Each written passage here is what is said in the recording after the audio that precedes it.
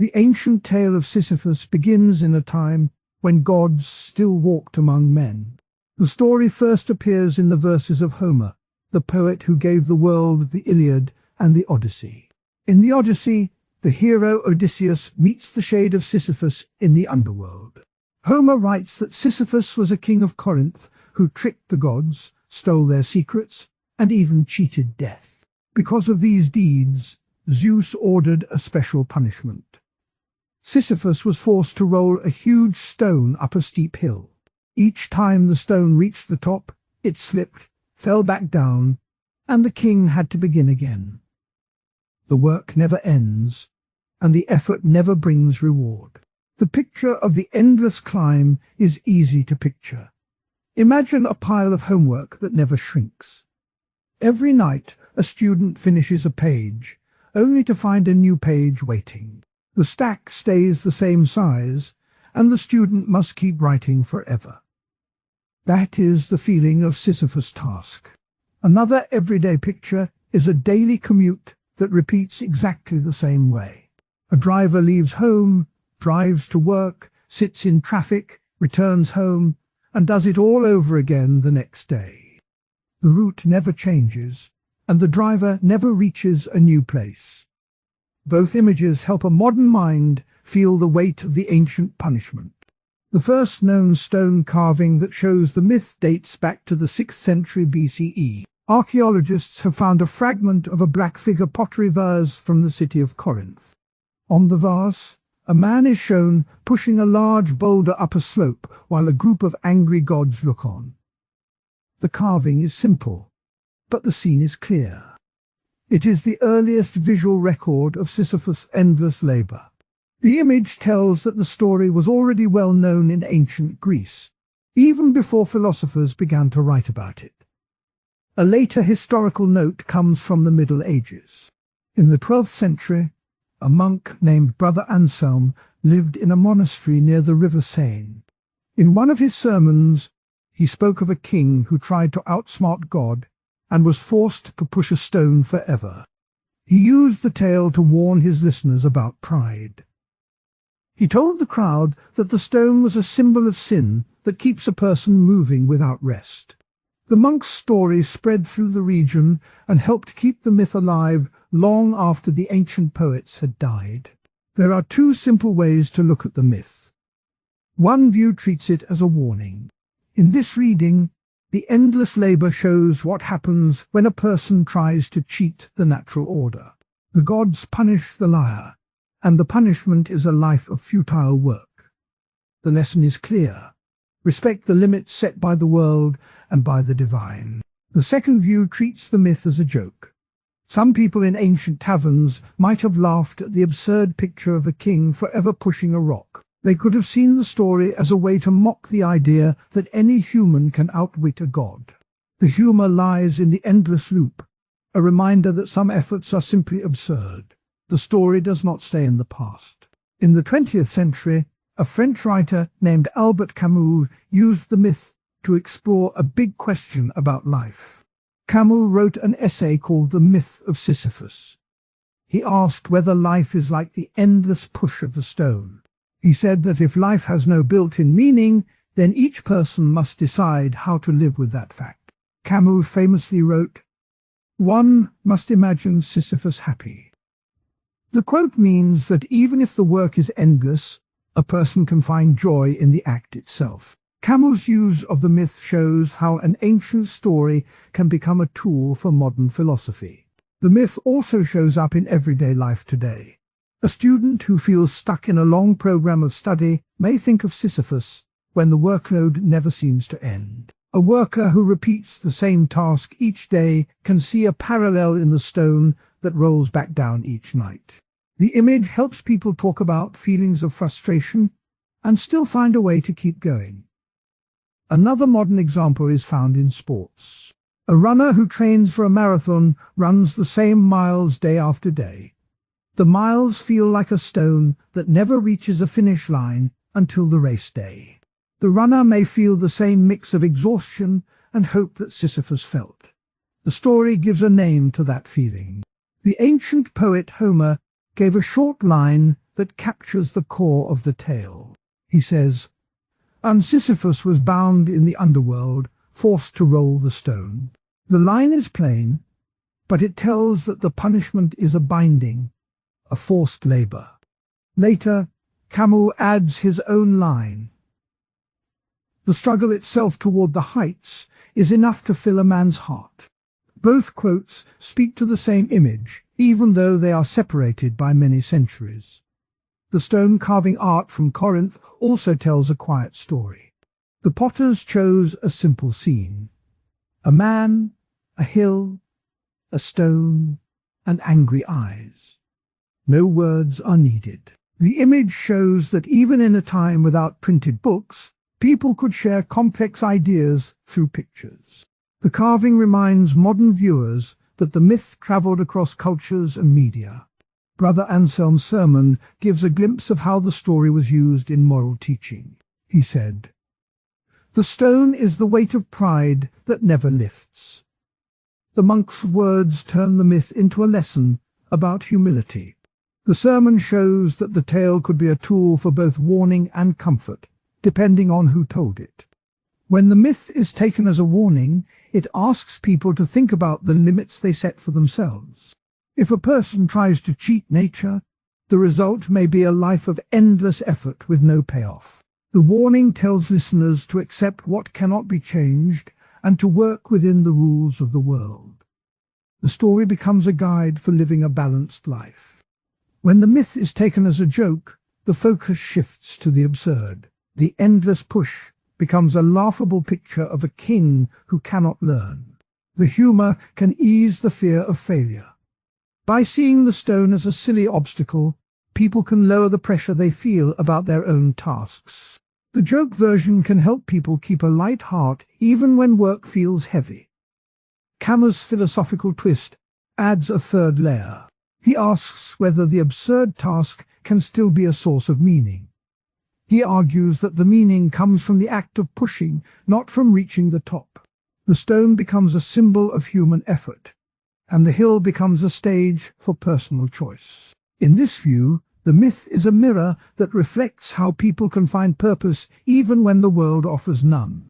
The modern world offers many places where the myth fits. A programmer who fixes bugs day after day may feel the stone roll back each time a new bug appears. The programmer can choose to see the work as a pointless loop or as a chance to improve skill. The story helps frame that choice. A parent who washes dishes after dinner, night after night, also meets the stone. The dishes pile up, the work repeats, and the parent can feel trapped. Yet the parent can also find a rhythm, a small pleasure in the clean plates. The myth helps see the task as part of a larger pattern of life. The ancient poet Homer gave the myth a simple shape. He did not add complex ideas about existential dread. He told a story of a king who broke the rules and paid for it. The story spread through art, through sermons, and through later writers. Each generation added its own meaning, but the core image stayed the same. A man, a hill, a stone, an endless push. The first stone carving from Corinth shows how early Greeks liked to tell stories with images. The carving was likely made for a household pot, a daily object. People would see the scene while they ate, and the story would stay in their minds. The visual form made the myth easy to remember, even for those who could not read. Brother Anselm's sermon shows how the story entered religious teaching. He used the myth to talk about pride, a sin that many monks tried to avoid. By linking a pagan myth to Christian morals, the monk made the story useful for his listeners. The anecdote shows how myths can cross cultural borders. The warning version of the myth is often used by teachers. A teacher might tell students that if they try to cheat on a test, they will end up like Sisyphus, always trying to fix the problem they created. The warning warns against shortcuts. It tells that honesty is the safer path. The joke version of the myth appears in comedy sketches. A modern sketch might show a man in a suit pushing a giant rock in an office hallway. The audience laughs at the absurdity, seeing the stone as a symbol of endless meetings. The joke lightens the feeling of being stuck. Camus' philosophical use of the myth connects the ancient story to modern questions about meaning. He asks whether life is like the endless push. He suggests that the answer is not to quit, but to find joy in the push itself. This idea has inspired many writers, artists, and everyday people. The myth also appears in literature beyond philosophy. In a novel by a 19th century author, a character compares his love life to Sisyphus' stone. He says that each time he thinks he has found happiness, the feeling slips away and he must try again. The comparison gives the reader a vivid picture of repeated disappointment. In film, a director once filmed a scene of a man pushing a boulder up a hill in slow motion. The camera lingered on the strain of the muscles, the sweat on the forehead, the dust rising. The scene was meant to show the character's endless struggle. The visual reference to Sisyphus made the audience feel the weight of the effort. The myth also helps explain why people keep working even when the payoff seems small. A farmer who plants seeds each spring knows that the harvest will not come right away. The farmer repeats the work year after year, like Sisyphus with his stone. The farmer's hope is that the next season will bring a better yield. The story gives a name to that hopeful persistence. A final modern example comes from the world of gaming. In a popular video game, a player must collect the same resource over and over to level up. The resource respawns each time the player finishes a task, making the loop feel endless. Players often compare the grind to Sisyphus, saying they feel like they are pushing a stone that never stays at the top.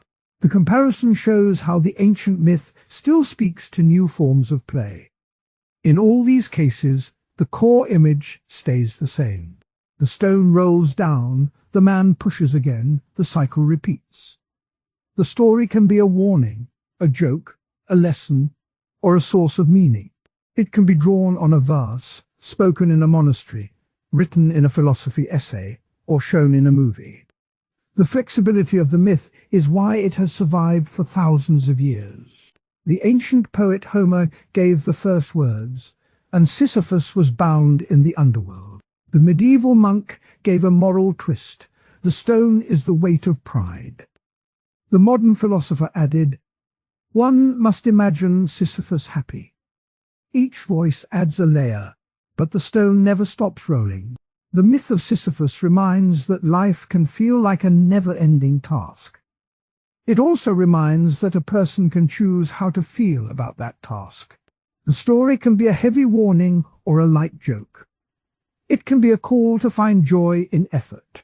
It can be a picture on a pot, a sermon on a stone wall, or a line in a philosophy book. The tale stays with anyone who has ever felt the weight of a stone that never stays at the top. The story ends where it began, with a king who tried to cheat the gods and got a punishment that lasts forever. The punishment is simple to picture, yet deep enough to hold many meanings. The myth lives on because it speaks to the human condition, to the ways people work, to the ways. Albert Camus entered the scene of philosophy in the middle of the 20th century, a time of war and rapid change. He was not a professor in a quiet university hall, but a journalist who sent reports from the front lines of the Spanish Civil War and later from occupied France. His experience of conflict and of daily life under oppression shaped the way he thought about meaning. In 1942, he published an essay titled The Myth of Sisyphus, a short work that would become the cornerstone of a new way of looking at existence. The essay took an old Greek story and used it to ask a question that still haunts many people. What does it mean to live when there is no clear purpose built into the world? The myth that was told earlier in this series shows Sisyphus rolling a heavy stone up a hill, only to watch it tumble back down each time he reaches the top. Camus reads that story not as a punishment from the gods, but as a picture of the human condition. He says that the stone is the endless tasks that fill daily life, and the hill is the search for a purpose that never arrives. In Camus' view, the world does not hand out a purpose like a gift. Instead, Each person meets a universe that is silent, indifferent, and without a hidden plan. Camus calls this condition the absurd. The word absurd here means a clash between two ideas: the human desire for meaning and the silent, indifferent world that offers none. He writes, There is only one truly serious philosophical problem, the problem of suicide. The quote shows that the first question a person faces when confronting the absurd is whether to keep living at all. Camus does not answer that question with a call to end life. Instead, he argues that the proper response is to keep living, to accept the absurd, and to create one's own meaning in spite of it. One way to picture the absurd is to imagine a teenager sitting on a couch, thumb moving across a phone screen, scrolling through endless feeds of pictures, memes, and news. The teenager hopes each swipe will bring a feeling of satisfaction, a sense that something matters. After hours, the screen still shows new posts, but the feeling of fulfillment fades. The teenager continues scrolling, not because a deeper purpose is found, but because the act itself fills a gap left by the lack of meaning. The teenager's experience mirrors Sisyphus' climb. Each swipe is a step up the hill, each new post a stone that rolls back down. Another everyday example is a worker on an assembly line who puts the same part together day after day. The worker knows each motion, each click of the tool, each inspection. The work is steady, the pay is reliable, but the product is identical to the one that rolled off the line yesterday. The worker may feel a sense of pride in doing the job well, yet the work does not reveal a larger story about why the product exists. The worker's routine is a modern echo of the ancient myth, a repeat of effort that never reaches a final, meaningful summit. Camus does not deny that people can feel joy, love, or friendship. He only says that those feelings do not solve the core problem, that the universe does not give a built-in answer. He writes, "The struggle itself toward the heights is enough to fill a man's heart." In this line, Camus tells the listener that the act of striving, even without a final answer, can be enough to make life feel alive. The heart is filled not by a hidden plan, but by the very effort of living. The essay appeared in 1942, a year when France was under German occupation. Camus was writing while the country faced curfews, rationing, and the constant threat of arrest. His journalism from that time reported on the daily hardships of ordinary people, and those reports gave him a close view of how people coped with a world that seemed cruel and random. The historical context matters because the absurd is not a theory made in a quiet library. It was forged in the heat of real struggle. Camus' wartime experience showed him that people could keep going even when the world offered no clear promise of a better future. Some readers argue that Camus' claim that life has no built-in meaning is too bleak.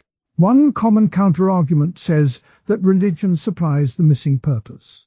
In many faiths, a divine plan exists, and the universe is seen as ordered by a higher power. Believers might point to holy texts that promise an afterlife, a moral order, or a mission given by God.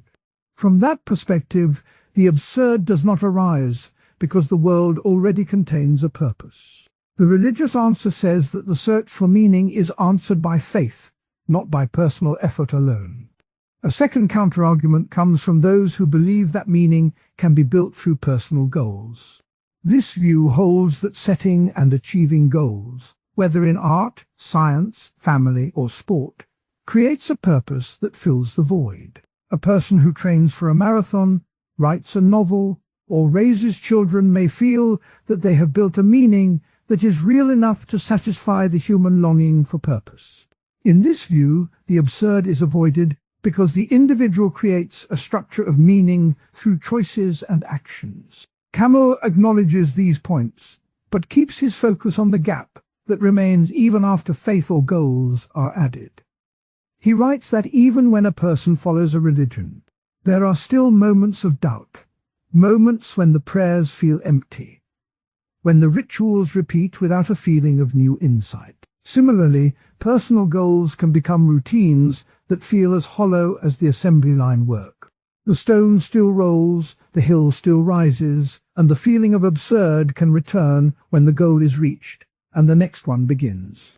Camus' answer to these counter-arguments is not to deny them, but to suggest that they are part of the same process.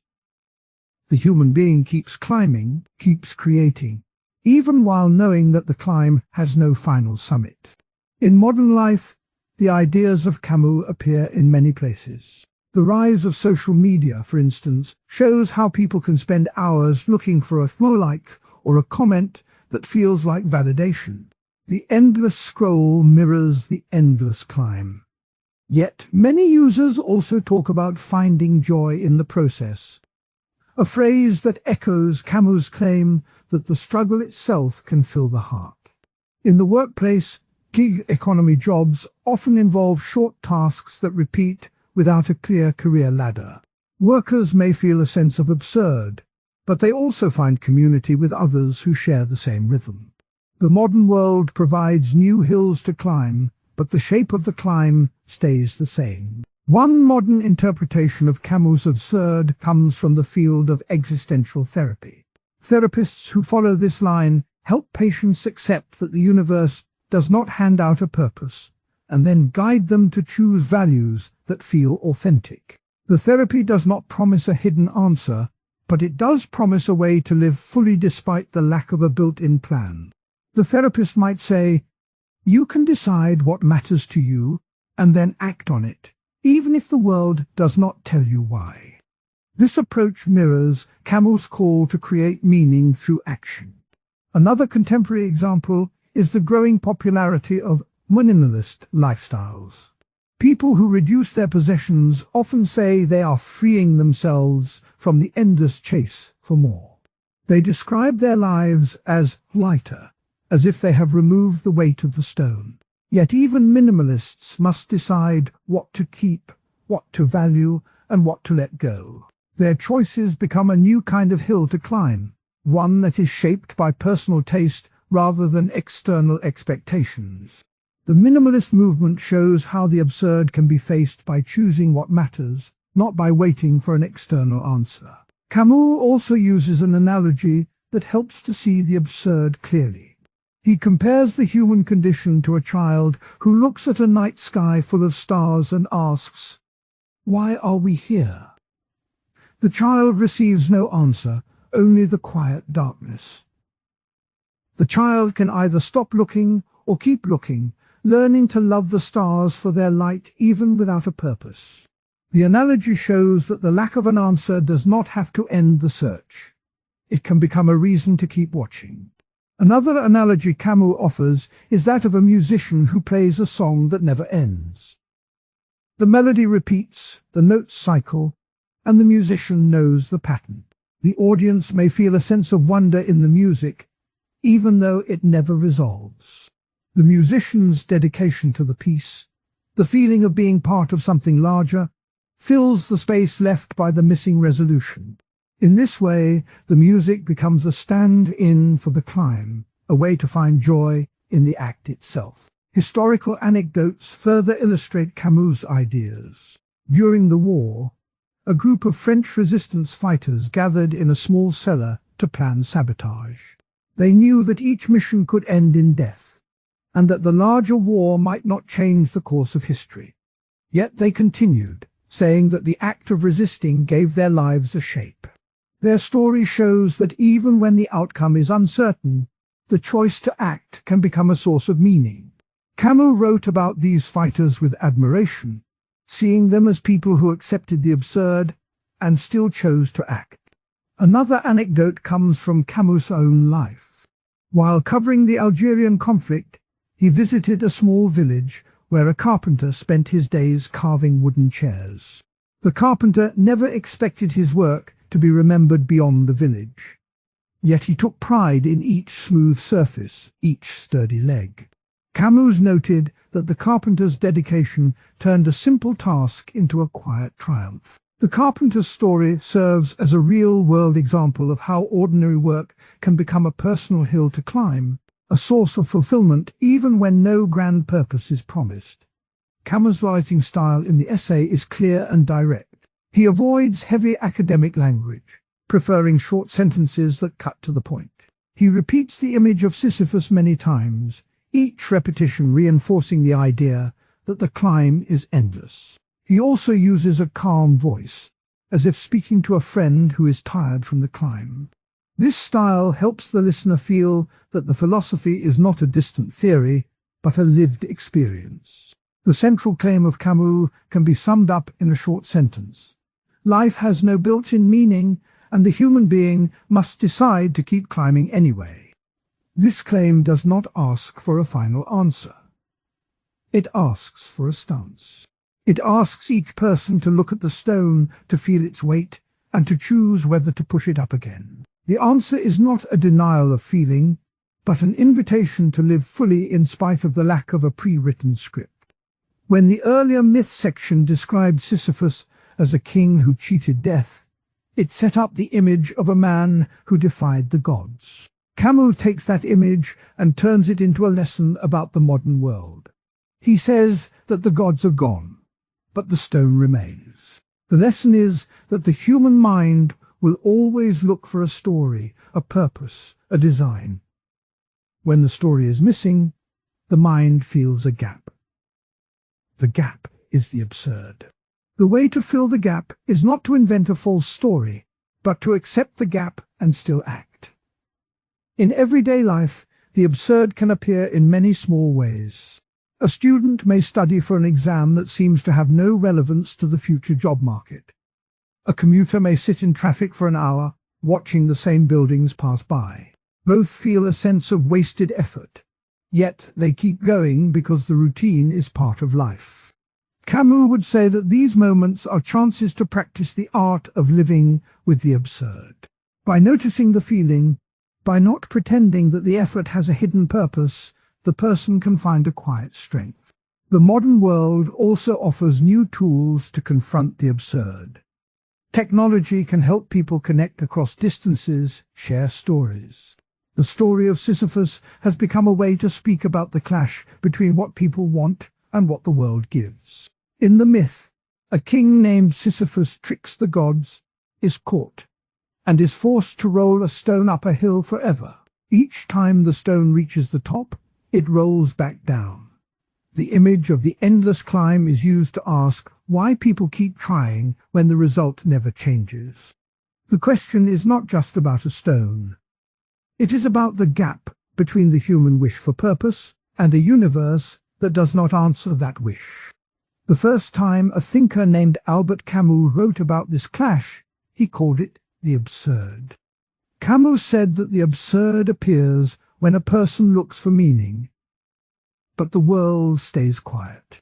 He wrote, "The absurd is born of this confrontation between the human need and the unreasonable silence of the world. In simple terms, a person asks, 'Why am I here?' And the world says nothing. That silence makes the mind feel uneasy. The feeling is like a child waiting for a surprise gift that never arrives. The child watches the clock, hopes for a knock on the door, but the day ends without a package. The child's hope stays alive, even though the result is empty. The child's wish for joy meets a quiet reality. The feeling is the same as the feeling Camus described. A baker can show the same clash. The baker watches the sky, hopes for rain to water the wheat that will become flour. The baker knows that without rain the harvest will be thin, the loaves will be small, and the town will feel hunger. The baker waits each day, looks at the clouds, feels the heat, and hopes for dark clouds. When the sky stays clear, the baker's hope turns into worry. The desire for a good harvest meets a sky that does not answer. The baker's work is a daily act of faith in a world that does not promise anything. The baker's story is a small version of the absurd. The idea of a silent universe is not new. In ancient Greece, many people thought the gods cared for humans, but a group of poets and philosophers saw the gods as distant. The poet Hesiod wrote about the golden age when the gods walked among people, but later ages saw the gods withdraw. The playwright Euripides showed gods who watched human suffering without stepping in. In one play, a character cries out to Zeus for help, and Zeus stays silent. The ancient Greeks learned that the gods could be indifferent, that the world could keep moving while people asked for help. That lesson fits the modern idea of the absurd. The ancient view shows that the clash between desire and reality has been felt for thousands of years. A later story comes from the 19th century explorer John Franklin, who tried to find the Northwest Passage. Franklin's ships were trapped in ice for years. He and his crew wrote in their journals about the endless white walls, the cold that never left, and the hope that a rescue would come. The ice kept them locked, and the hope faded slowly. Franklin's journals say, "We are left with a great silence, and the sea gives us no answer."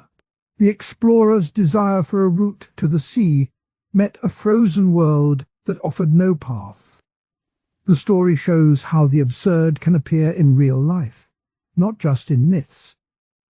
Camus built his argument on the idea that the absurd does not mean life is hopeless. He said that once a person sees the absurd, they can choose to keep living fully. He wrote, "One must imagine Sisyphus happy." The idea is that the person can accept the climb, enjoy the effort, and find meaning in the act itself. The stone's roll becomes a chance to feel alive. The absurd, then, is a call to live with awareness, not a call to give up.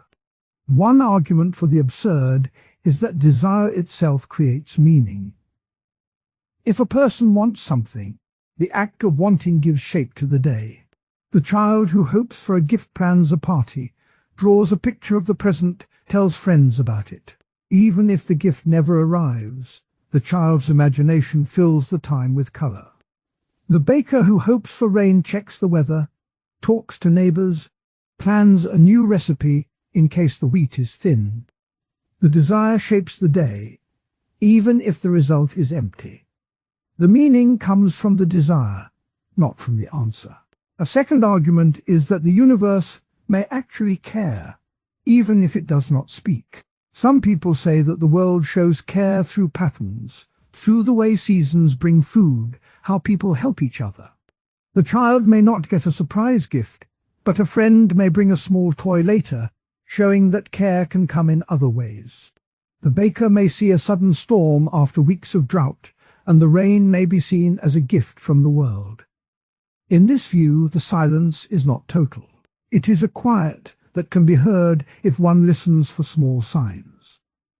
The idea is a counterpoint to Camus' claim that the universe is indifferent. A third view comes from the modern thinker who says that technology can fill the gap.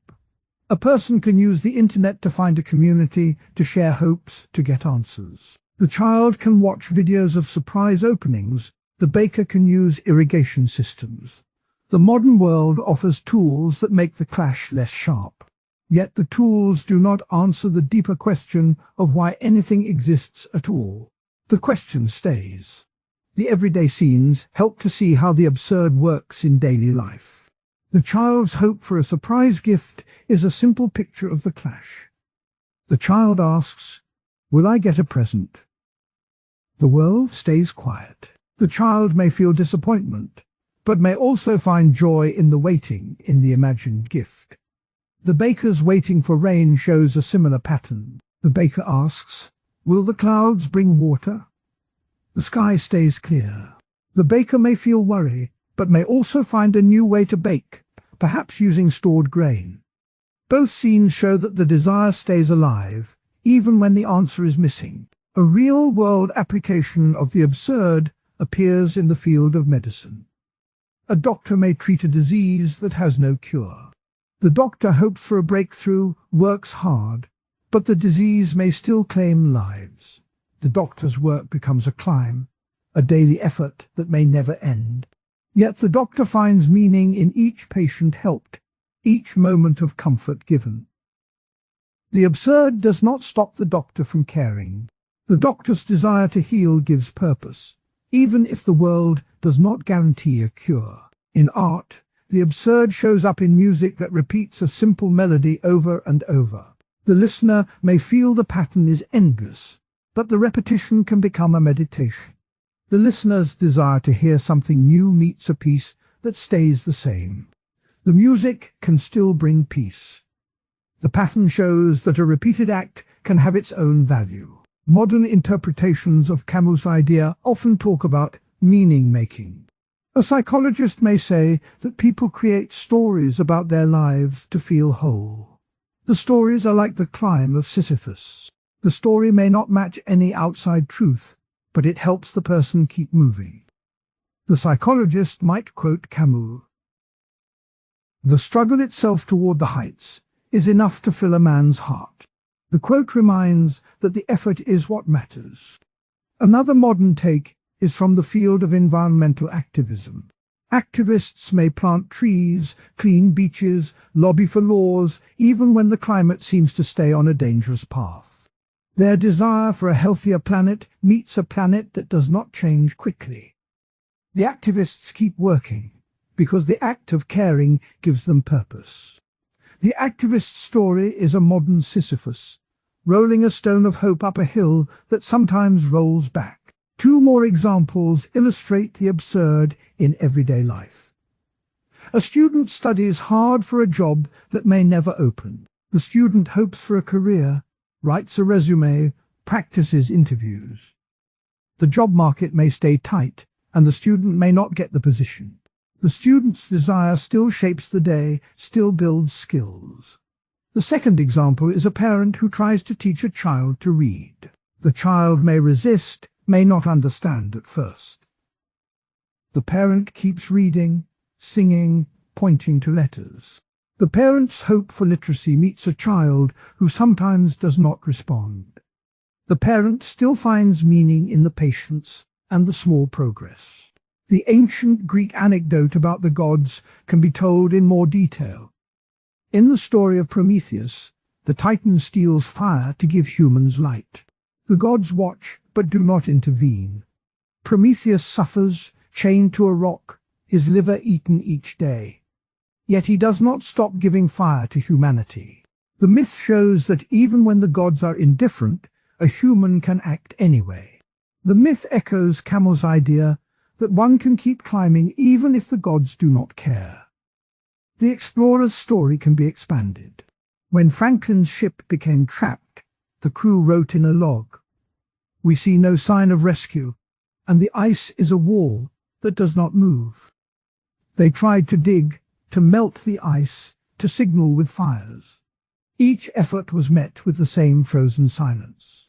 Yet they kept trying, because the hope of home kept them alive. The story shows that the absurd can be a matter of survival, not just philosophy. Camus' own words help to tie the ideas together. He wrote, There is but one truly serious philosophical problem, and that is suicide." He meant that the question of whether to keep living in a silent world is the core problem. He did not say that one should end life, but that one must decide how to live with the absurd. He added, "One must imagine Sisyphus happy. The image of Sisyphus smiling while pushing the stone becomes a guide. It says that happiness can be found in the effort, not in the result." The counterpoint that the universe may be caring can be shown with a story of a farmer who prayed for rain and then saw a storm. The farmer felt that the world answered. The farmer's story shows that sometimes the world does give a sign. The story does not disprove the absurd, but it adds a layer. It suggests that the silence is not absolute. The second counterpoint, that desire itself creates meaning, can be illustrated with a musician who composes a song that no one ever hears. The musician still feels the joy of creating. The act of making the music fills the day.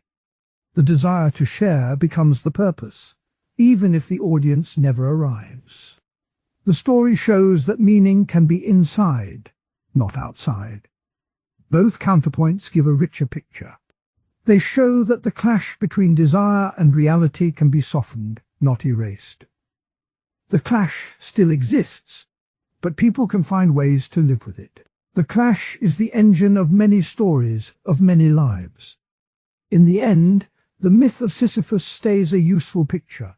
The stone, the hill, the endless push, all stand for the human wish for purpose. The child, the baker, the explorer, the ancient Greeks, the modern activist, all are characters who feel the same push. Camus' idea invites listeners to see the push as a chance to feel alive. The absurd is not a wall that stops life. It is a gap that can be filled with effort, with love, with hope. The final thought returns to the myth. When the stone reaches the top and rolls back, Sisyphus does not stop. He looks at the stone, feels the muscles, breathes, and pushes again. In that moment, he may smile, because the climb is his own. The story tells that the clash between desire and reality is not a sign to quit. It is a sign to keep moving, to keep making meaning. The rebel's choice sits at the heart of the absurd. In the earlier part of this journey, the voice spoke about desire.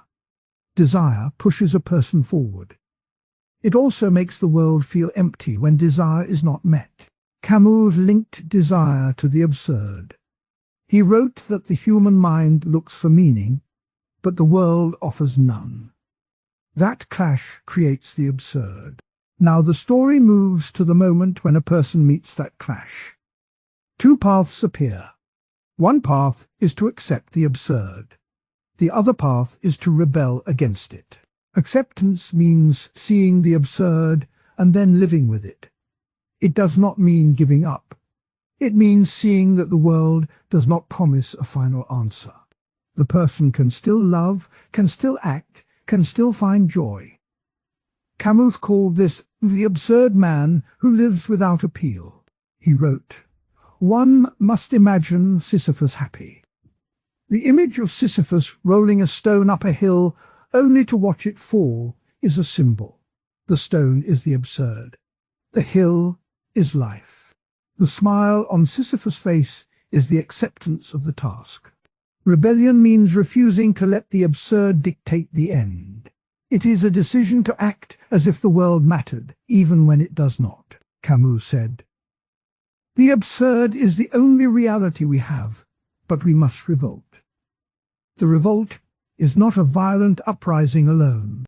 It can be a quiet, personal decision to keep moving. It can be a public stand against oppression. The rebel chooses to give the absurd a purpose of its own. The first everyday example shows a student who keeps studying despite low grades. The student feels the absurd in the gap between effort and result. The grades do not match the hours spent in the library. The student can stop trying, say the world is unfair, and quit. That would be an acceptance that turns into resignation. Or the student can keep studying, not because the grades promise a reward, but because the act of learning feels right. The student may hope that one day the knowledge will help, or may simply enjoy the process. That is a rebellion that does not deny the absurd, but uses it as fuel. The second everyday example follows a runner who runs for the love of motion. The runner feels the absurd when the body tires, when the wind pushes back, when the finish line seems far away. The runner could stop, claim that the effort is pointless, and stay still. That would be an acceptance that ends in surrender. Or the runner can keep moving, not because a medal is promised, but because the rhythm of the feet, the breath, the feeling of wind on the skin gives a sense of being alive. The runner rebels against the absurd by turning the act of running into a celebration of motion itself. Both examples show how the rebel's choice works in small lives. The choice is not about winning or losing. It is about how a person relates to the absurd. The rebel does not pretend the absurd will disappear. The rebel simply says, "I will act anyway." That act can be a study session, a run, a poem, or a hidden message. History gives two vivid anecdotes that illustrate the rebel's choice. The first comes from the French resistance during World War VIII. When the Nazis occupied France, The world seemed to have turned upside down. The occupiers imposed harsh laws, took away freedoms, and threatened death. Many people felt the absurd of a world that punished kindness. Some chose to hide, to accept the new order, and to wait for the war to end. Others chose to rebel. They formed secret networks, printed underground newspapers, and sabotaged trains. One resistance leader wrote, "We do not fight because we expect victory, but because we cannot accept the silence of oppression." The rebel's choice here was a public act of defiance. It did not promise a happy ending, but it gave meaning to the daily struggle. The second anecdote comes from a 19th century poet who wrote despite censorship. In the Russian Empire, the government censored any work that questioned the ruler. The poet, Anna Akhmatova, faced a ban on publishing her verses. The absurd was that her words could be silenced, yet her heart still beat with the need to speak. She could have stopped writing, accept the silence, and live a quiet life. Instead, she wrote in secret, hid verses in letters, and shared them with trusted friends. She wrote, "If the world refuses my voice, I will find a new way to let it echo." Her rebellion was a private, artistic act that turned the absurd restriction into a source of creative fire. Both anecdotes show that rebellion can be collective or personal. They also show that rebellion does not guarantee success. The resistance fighters faced danger. Many were captured, some died. The poet risked exile, poverty, and loss of loved ones. Yet both chose to act. Their actions created ripples that outlived their own lives. The absurd did not disappear, but the rebellion gave a shape to the struggle. Now the story turns to two counter-arguments that often arise when the rebel's choice is discussed. The first counter-argument says that rebellion leads to despair. It claims that when a person keeps fighting a meaningless world, the effort only deepens the feeling of emptiness. The argument points to the many rebels who end in tragedy. It says that the endless push against the stone will wear down hope, and the person will feel crushed. In this view, rebellion is a false promise that only adds suffering. The second counterargument says that acceptance means giving up hope. It argues that to accept the absurd is to stop seeking change, to settle for the status quo, and to let life pass without ambition. Critics say that acceptance can become a quiet surrender, a way to avoid the pain of trying. They warn that acceptance may lead to apathy, that the person will stop caring about injustice or personal growth. Both counterarguments have merit, and the voice must address them. The first counterargument, that rebellion leads to despair, can be answered by looking at the nature of the revolt. Camus wrote that the rebellion is itself a source of meaning. He said, "The struggle itself toward the heights is enough to fill a man's heart. When a person rebels, the act of choosing to act creates a new value. Even if the outcome is loss, the process of rebellion can fill the day with purpose. The runner who runs for motion does not run to win a race, but to feel the beat of the heart. That feeling can outweigh the fear of failure." The second counterargument, that acceptance is surrender, can be answered by distinguishing acceptance from resignation. Acceptance, in Camus' sense, means seeing the absurd clearly and then living fully within it.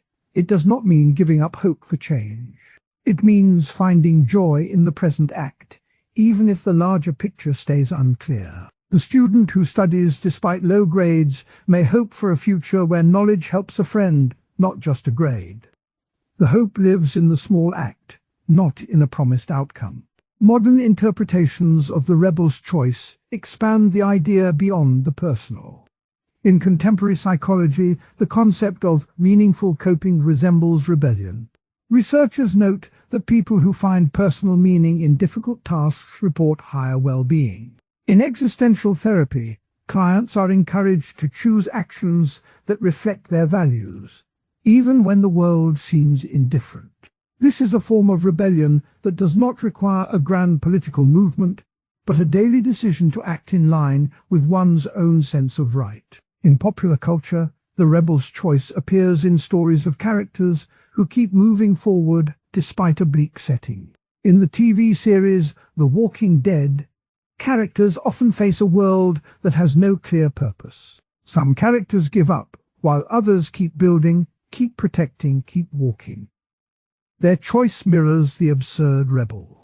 The series shows that rebellion can be small, like sharing a meal, or large, like leading a group to safety. The story shows that rebellion is not a single act, but a pattern of living. An analogy helps to picture the two paths. Imagine a river that flows around a huge rock. The rock is the absurd.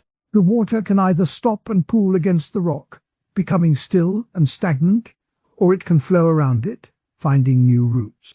The water that flows does not pretend the rock is not there. It simply moves, carving new channels. The water's flow is a rebellion against the obstacle. The still water is an acceptance that has turned into a dead pool. The analogy shows that the rebel's choice is about movement, not about denying the rock. Another analogy uses a candle in a dark room. The darkness is the absurd. The candle can be blown out, letting the darkness win, which is a surrender. Or the candle can stay lit, even if the flame flickers. The candle does not claim that the darkness will disappear, but it offers light in a small area. The candle's flame is a rebellion that creates a space of meaning, however tiny. The candle's light can guide a traveler, just as a rebel's act can guide others. The rebel's choice also ties back to the earlier discussion on desire. Desire pushes a person to seek answers. When desire meets the absurd, the person can either let desire die or can reshape desire into a new form. The student's desire for learning transforms into a love for knowledge itself, not just for grades. The runner's desire for victory becomes a love for motion. The desire is not erased. It is redirected. This redirection is a key part of rebellion. It shows that rebellion does not reject desire, but uses it to create a new purpose. Camus' own life offers a model of the rebel's choice. He lived in a world torn by war, by colonial oppression, by personal illness. He wrote, "In the depth of winter, I finally learned that within me there lay an invincible summer." That line captures the idea that the rebel can keep a warm inner life even when the outer world is cold. Camus chose to write, to act, to speak, even when the absurd loomed large. He did not pretend the world would become just, but he kept creating works that ask questions. His life is a living example of the rebel's path. The rebel's choice also appears in scientific work. A researcher may study a problem that seems unsolvable, such as curing a disease with no clear cure. The researcher can accept that the world may not give a quick answer and stop. Or the researcher can keep experimenting, learning from each failure, and find new angles. The act of continuing research, even when the goal feels distant, is a rebellion against the absurd of uncertainty. The researcher's daily lab work creates small moments of meaning. In education, teachers can model the rebel's choice. When a class struggles with a difficult concept, the teacher can give up, assuming the students cannot learn. Or the teacher can keep trying different explanations, using games, stories, and real-world links. The teacher's persistence shows rebellion. The students see that effort matters even when the outcome is not guaranteed. The classroom becomes a place where the absurd of learning difficulty is met with active choice. The stone that Sisyphus rolls up the hill has become a picture that people use for many daily tasks.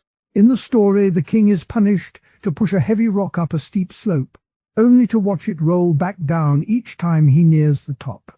The image stays in the mind because it shows a task that never ends.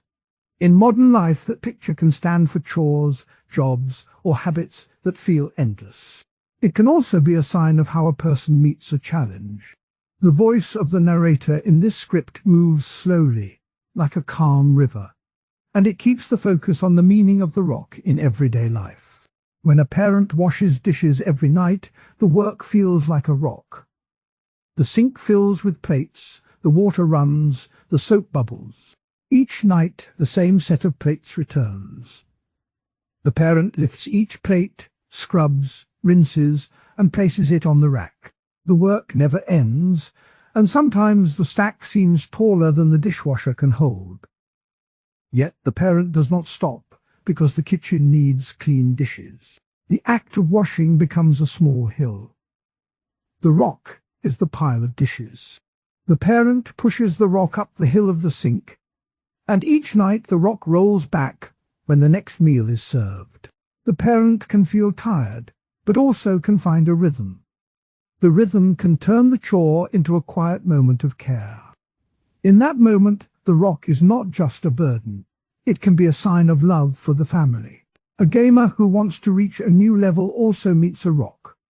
The game shows a bar that fills with experience points. Each battle, each quest, adds a small amount. When the bar is full, the player moves to the next level. But the bar often empties when a new challenge appears. The player must grind, that is, repeat the same tasks over and over to fill the bar again. The grind feels like a rock that must be pushed up a hill. The player watches the progress bar rise, only to see it fall when a new monster appears. The grind can feel endless. Yet many gamers keep going because the level promises new abilities, new story, new status. The rock can become a sign of growth. The gamer can see the grind as a way to become stronger, just as the mythic Sisyphus can find meaning in his endless push. The ancient world also used the stone in songs that workers sang. In the fields of ancient Greece, laborers sang a chant called the rock song. The words spoke of stones that must be moved to build walls. One line went, "We lift the stone, we set it down, the hill will rise with each breath." The song helped keep rhythm while the workers lifted heavy blocks. The stone in the song was a symbol of the work that must be done to build a home. The chant turned a hard task into a shared story. The rock became a part of community life, not just a burden. A different note comes from a 20th century diary of a factory worker named Martha. She wrote in 1947, "The night shift begins at 9. The line hums, the metal parts clank, the weight of the metal feels like a stone on my shoulders. I push the same piece over and over until the morning light. The rock does not move, but my hands learn its shape." Martha's entry shows how a modern factory routine can feel like the endless push of Sisyphus. The rock is the repetitive motion of the assembly line. The diary also shows that the worker becomes aware of the pattern, and that awareness can be a seed of rebellion. Albert Camus, the writer who first wrote about the myth in modern philosophy, called the act of pushing the stone a rebellion. He said that the rebel says no to the absurd, the world that does not give a clear meaning. He wrote, "The struggle itself toward the heights is enough to fill a man's heart." In other words, the effort matters, not the final result. The rock can be a tool for growth when the person decides to use the push as a way to learn, to become stronger, to find a small joy in the motion. This is the first counter-argument. The rock is not only a punishment, it can be a teacher. When the parent watches the water swirl, they may feel the calm of the routine. When the gamer sees the bar fill, they may feel the thrill of progress. In both cases, the rock becomes a chance to practice patience, to build skill, to find a purpose in the act itself. The second counter-argument says the rock can be a trap. The trap is that the person may never see the chance to step back and ask why the task repeats. The parent may keep washing dishes without ever sharing the load, and the grind may keep the gamer from trying new games. The trap is that the rock can lock a person into a loop that feels safe but limits growth. Camus warned that rebellion is needed to avoid the trap. He wrote, "One must imagine Sisyphus happy. The imagination of happiness is an act of rebellion against the idea that the rock must be only a punishment. If a person sees the rock as a trap, they may try to change the pattern. The parent may ask for help. The gamer may take a break and explore new ways to play. The rock can become a sign that something needs to change. In everyday life, the rock shows up in habits that feel like chores. A student who studies the same subject every night may feel the weight of a rock on the desk. The student can see the study as a hill to climb. The student can also see the study as a chance to grow knowledge. The same pattern applies to a person who jogs the same route each morning. The route is the hill, the shoes are the stone. The runner may feel the same muscles working, the same breath, the same feeling of the pavement. The runner can feel the rock as a tool that makes the body stronger, or as a trap that keeps the mind from trying a new path. The myth also appears in stories of people who carry literal stones. In the legend of the Japanese farmer who carried a rice sack up a mountain, the sack was called the Stone of Hope. The farmer said, "Each step lifts the stone, each step lifts my hope." The story shows that a heavy load can be turned into a symbol of hope when the carrier chooses to see it that way. The farmer's words echo Camus' idea that the meaning is not given but made by the person who pushes. Another modern example comes from a tech startup founder who talks about the code rock. He says, "Every bug is a stone that blocks the road. When the team fixes it, the stone moves a little forward. The founder sees each bug as a small rock that can be moved. The team pushes the code rock together, and each fix brings the product closer to launch." The founder also warns that if the team sees the bugs only as punishment, they may lose motivation. He uses the myth to remind his team that the push can be a shared act of rebellion against failure. The two historical notes add depth to the picture. The ancient labor song shows that people have long used the stone as a symbol of shared work. The song turned a hard task into a communal rhythm. The Diary of Martyr shows how the industrial age turned the stone into a repetitive motion that can feel endless. Both notes point to the fact that the rock has always been part of human life, whether in fields, in factories, or in homes. The two analogies bring the idea home. The parent washing dishes feels the weight of a pile of plates that must be lifted, rinsed, and placed. The gamer grinding for a level feels the weight of a progress bar that fills and empties. Both see the rock as a daily hill. Both can find meaning in the push, or can feel trapped by it. The two counterarguments give balance. The first says the rock can be a tool for growth. The second says the rock can be a trap. Both are true in different situations. The key is to notice which side the rock is on for each person. The myth of Sisyphus does not force a single answer. Camus invites the listener to imagine the rebel who looks at the rock and decides what it will mean. When the narrator returns to the myth, the image of Sisyphus still stands on the hill.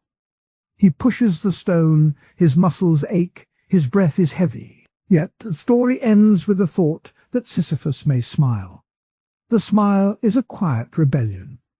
It says that the push itself can be enough. The rock can be a sign of a task, a habit, a job.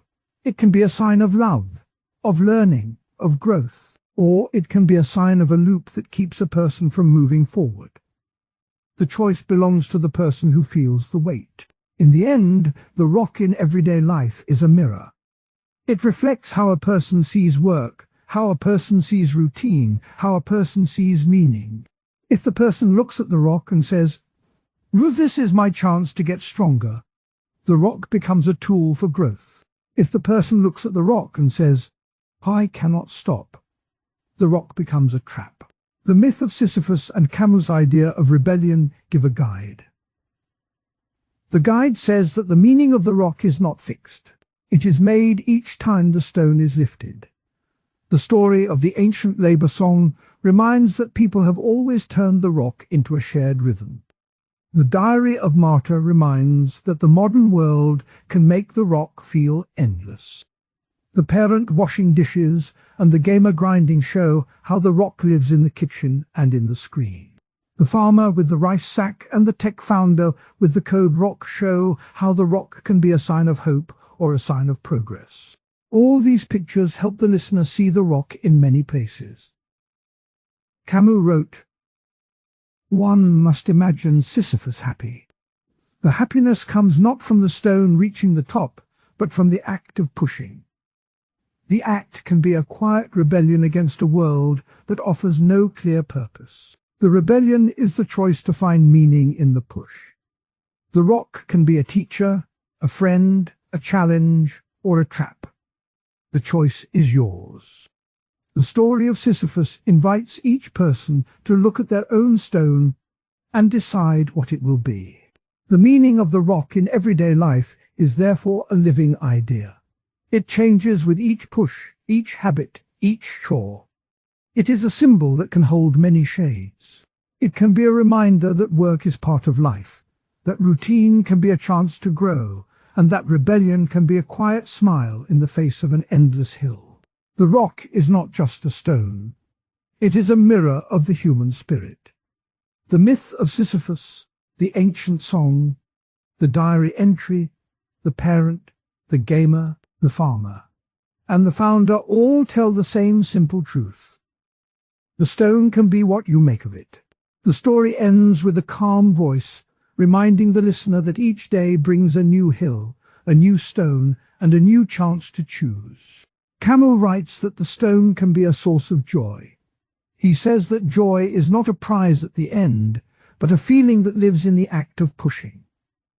The idea is simple. The work itself can be enough. The stone does not need to stop moving. The mind can find peace in the motion. This section looks at how that idea works in everyday life. It also looks at people who have lived it, and at thoughts that push back. In the first part of the video, the idea of rebellion was introduced. Rebellion was shown as a way to say no to absurdity. The stone in the myth is a symbol of that absurd world. The push is the rebellion. Now the focus is on what comes after the push. The question is, can the rebel be happy while he pushes? Camus says yes. He says one must imagine Sisyphus happy. The words are clear. One can feel content even when the task never ends. A gardener can help the viewer see this. Imagine a garden that is tended every season. The gardener wakes early. He pulls weeds. He waters the beds. He plants seeds. The garden looks the same each year, but the work never stops. The gardener does not wait for a final perfect garden. He finds calm in the rhythm. The soil, the water, the sun become part of his day. The gardener smiles while he works. He does not think of a final prize. He feels a quiet joy in each turn of the spade. That joy is like the joy Camus describes. It lives in the act, not in a finish line. A musician offers another picture. The musician sits at a piano. The same piece sits on the stand. The notes are the same each day. The musician plays the first bar, then the second, then the third. He repeats the whole piece many times. He does not wait for a final performance that will never come. He feels the music flow through his fingers. He hears the tone change with each breath. The practice becomes a conversation between his mind and the instrument. The musician finds a quiet happiness in the repetition. The happiness is not a reward after the practice, it is the practice itself. These two scenes show how a task can become a source of peace. The key is to stay present. The mind watches the motion. The mind does not look for a final outcome. That is the heart of Camus' claim. History gives more proof. A monk in a remote monastery spent his days chanting the same prayer. The chant was repeated hour after hour. The monk did not think the chant would end. He felt a deep calm as the words rose and fell. He said that the chant was a river that carried him away from the noise of the world. The monk found a steady joy in the rhythm. The chant was his stone, and his push was the breath that carried it. An artist in the late 19th century painted the same hill over many years. The painter set up his easel at the same spot. He watched the light change. He mixed the same colors again and again. He never hoped to finish the hill. He kept returning to it. He said that each brushstroke taught him something new. He felt a quiet pleasure in the act of painting. The hill was his stone, the brush his hand. The painter's story matches Camus' thought. The joy lived in the work, not in a final masterpiece. These anecdotes show that people have found peace in repeated work for centuries. They did not need a finish line. They did not need a prize. Their happiness grew from the process itself. Camus writes, "One must imagine Sisyphus happy." He also says, "The struggle itself toward the heights is enough to fill a man's heart." Both lines point to the same idea. The struggle, the push, the work are enough. The heart can be full while the stone rolls. Modern thinkers have taken this idea further. Some say that the concept is useful for people who feel stuck in jobs that never end. They suggest that looking for small moments of joy can make the day easier. A teacher who grades papers all day can find a smile in the moment a student writes a clear sentence. A nurse who works night shifts can feel calm while checking a pulse. The idea is to treat each act as a chance for joy, not as a step toward a final reward. In psychology, the idea is called flow. Flow. Flow is a state where a person is fully absorbed in an activity. The activity feels easy and rewarding at the same time. Flow matches Camus' view. When a person is in flow, the work itself feels good. The person does not need a finish line. The work is the reward. Technology also uses this idea. Apps that track steps or habits rely on small daily wins. The user does not wait for a final goal.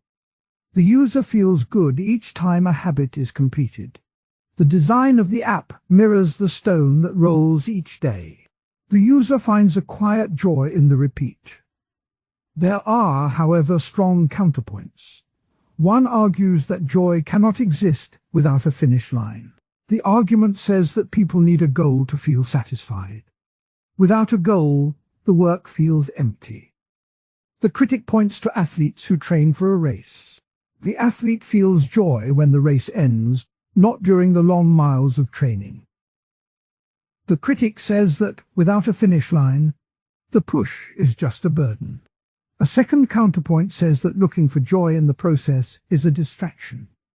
The argument says that the world is harsh, and focusing on happiness hides the pain. The critic claims that the search for joy can make people ignore injustice. The critic says that the stone can be a symbol of oppression, and pretending to be happy while pushing it can keep the oppression alive.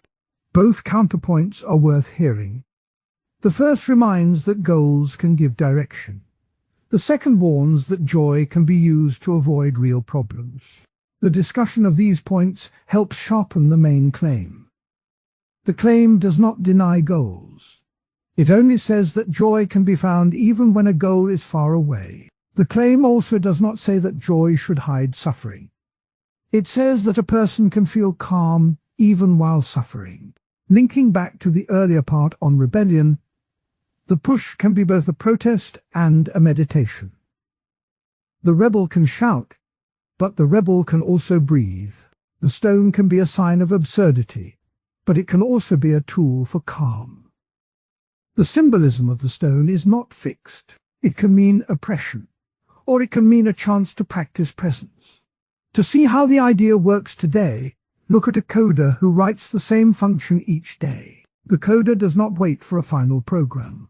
He feels a quiet pride each time the code runs without error. The coder's stone is the line of code. The push is the debugging. The coder finds joy in each small fix. That is a modern picture of Camus' thought. Another picture is a baker who kneads dough every morning.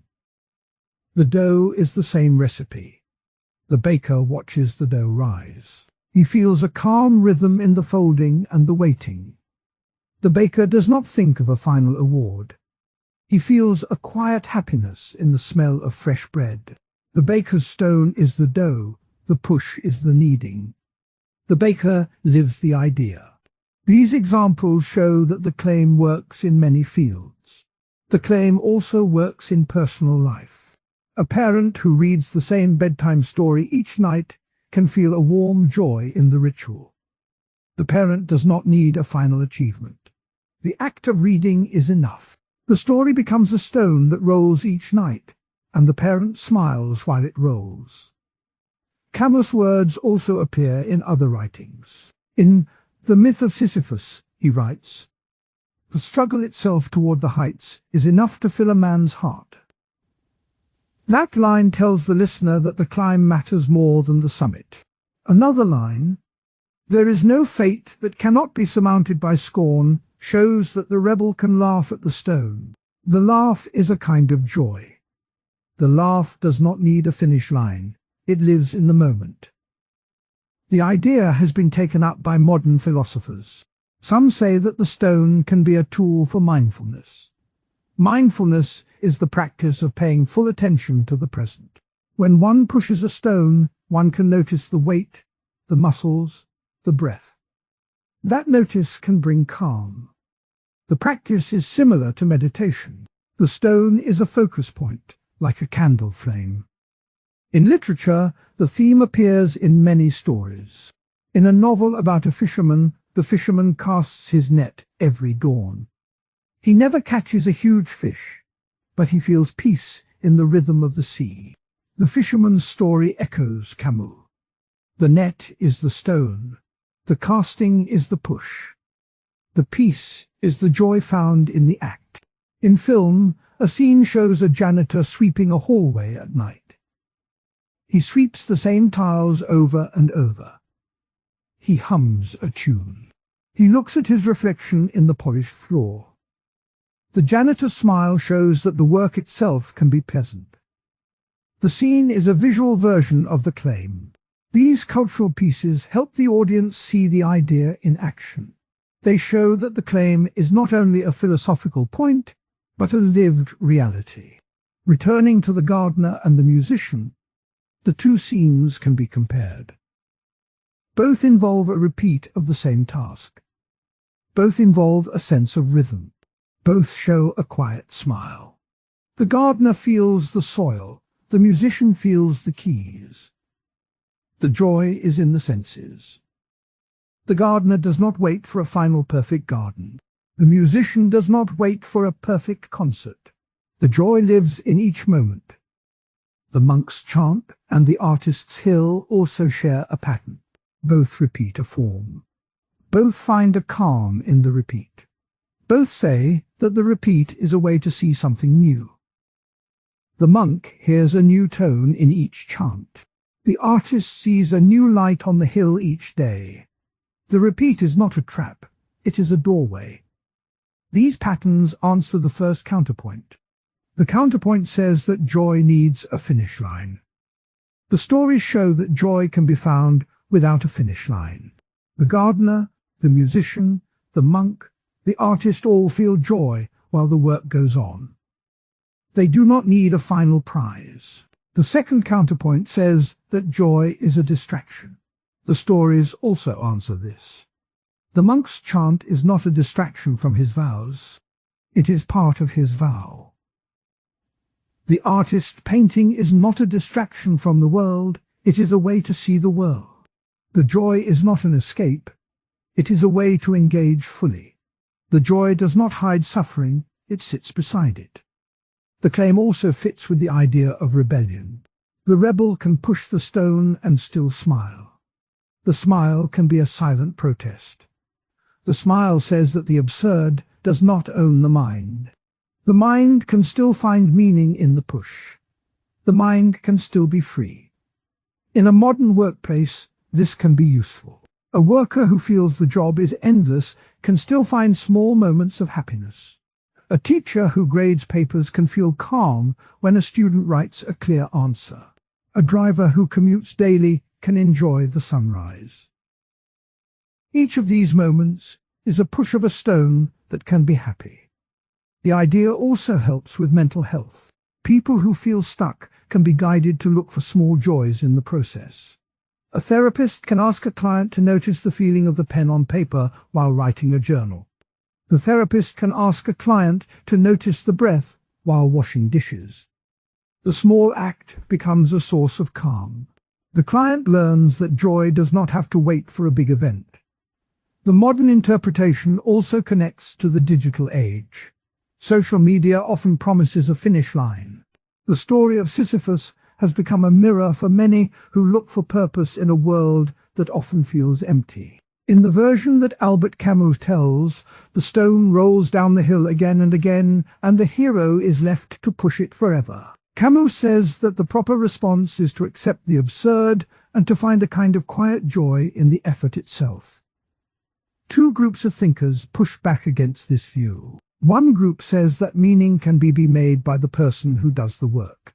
The other group says that meaning already exists, placed there by a divine plan. Both groups use everyday life to make their point, and both look to the ancient myth for clues. The first criticism comes from existentialists, who believe that each person can create meaning, even in a world without built-in purpose. Jean-Paul Sartre, a leading voice in this tradition, wrote that existence precedes essence. In simple terms, this means that a person first appears in the world and then decides what to become. From this view, the stone that Sisyphus rolls does not have to stay empty. The act of pushing can become a choice, a statement of who the pusher wants to be. If the pusher decides that the stone is a symbol of perseverance, then the stone gains meaning through that decision. A hobbyist building a model ship shows how this idea works in daily life. The hobbyist gathers tiny pieces of wood, glue, and paint. At first, the parts are just scraps. The hobbyist could see them as useless, but instead he decides to turn them into a ship. He plans the hull, cuts the planks, and fits the tiny sails. Each step is a small act of creation.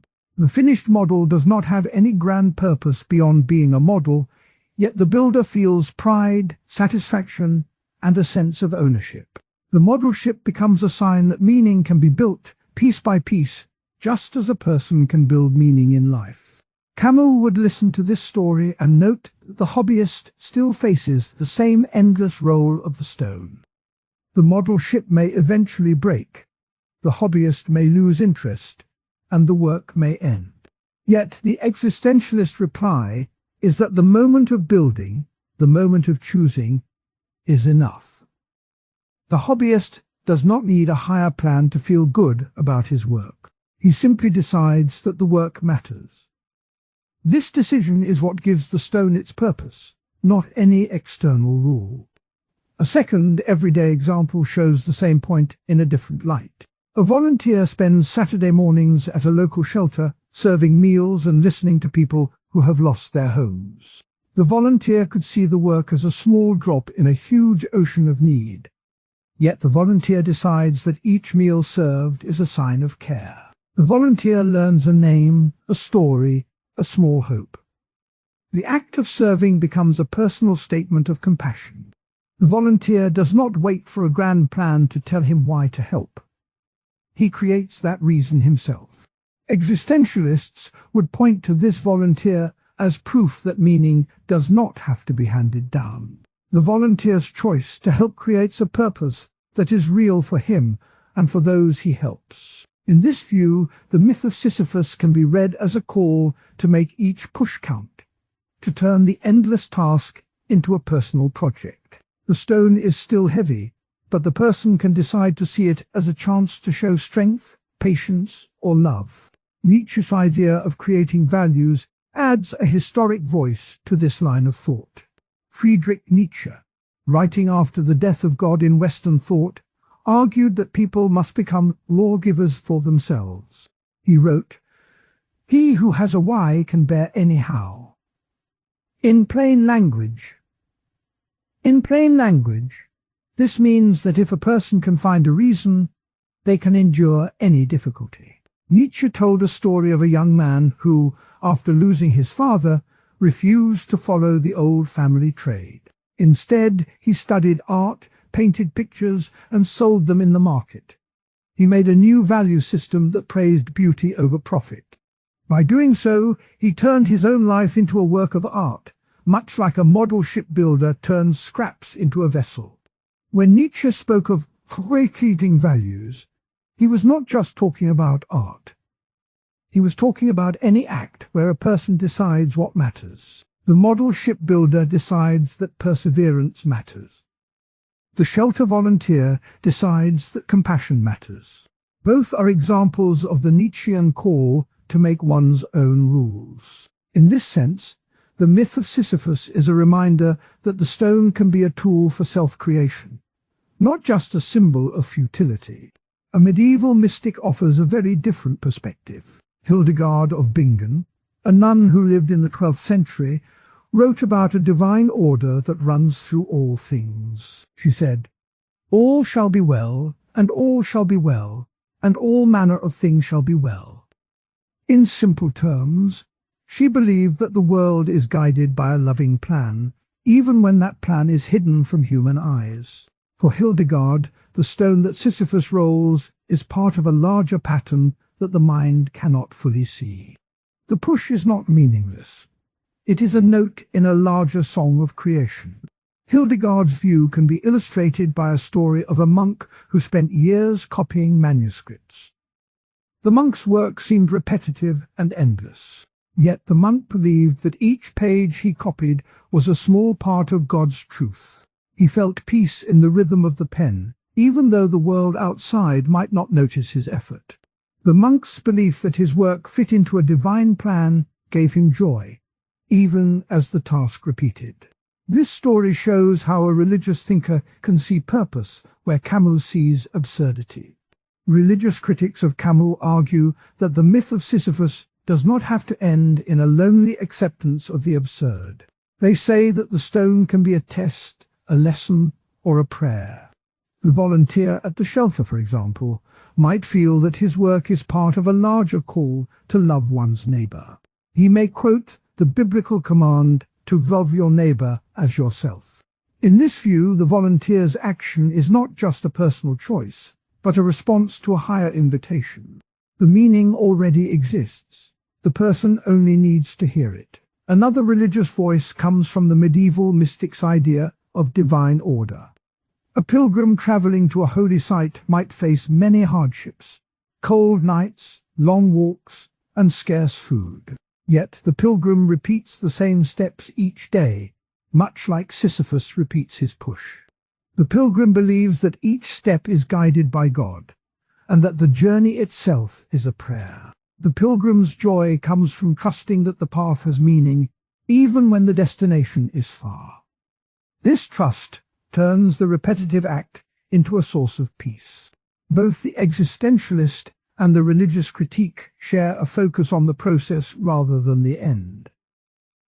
The model shipbuilder finds joy in the act of shaping wood.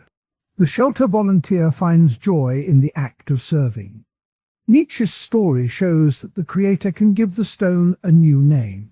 Hildegard's story shows that the stone can be part of a larger design. In each case, the myth of Sisyphus becomes a lesson about how to live, not a verdict that life is empty. Camus himself wrote, "One must imagine Sisyphus happy. He imagined that the hero could smile while pushing the stone." The existentialist would say that the smile comes from the choice to give the push meaning. The religious thinker would say that the smile comes from trusting that the push is part of a divine plan. Both agree that the smile is possible, even if they explain it differently. The contrast can be seen in a simple comparison. Imagine two people watching a child learn to ride a bicycle. The first person says, "The child is learning because she decides to try." The second person says, well, the child is learning because the world is set up for her to grow. Both see the same event, but they give it different reasons. In the same way, the existentialist and the religious thinker watch Sisyphus, and both see a chance for joy, but they locate the source of that joy in different places. The existentialist argument also includes a counterpoint to Camus' claim that life has no ultimate meaning. The counterpoint says that meaning does not have to be universal. It can be personal. When the hobbyist says, I built this ship to honor my grandfather, the ship now carries a personal story. The meaning is not written in the stone of the universe, but in the heart of the builder. This personal meaning can be as strong as any cosmic purpose. Religious critics add another counterpoint. They claim that Camus' focus on personal meaning overlooks the sense that many people feel of being part of something larger. The volunteer might say, I help because I feel called by a higher love. This feeling of calling gives a sense of belonging that goes beyond personal choice. It links the individual to a community, a tradition, or a divine source. For these thinkers, the myth of Sisyphus can be read as a reminder that the stone may be placed by a hand that knows the shape of the hill. Both criticisms also bring up the idea of joy in the process. The model shipbuilder enjoys sanding, painting, and fitting the tiny sails. The act of polishing the hull brings a calm that does not depend on the final display. The shelter volunteer enjoys the quiet moments when a guest thanks him for a warm meal. That gratitude, however small, becomes a spark of joy. In both cases, the work is not just a means to an end. It is a source of feeling in the present.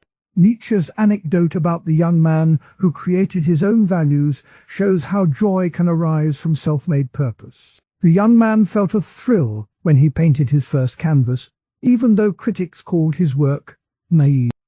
He kept painting because the act itself gave him life. This story matches the idea that joy can be found in the act, not in a final judgment. The medieval mystic story of the monk copying manuscripts shows a similar pattern. The monk felt peace in the rhythm of ink on parchment, even when the world outside seemed chaotic.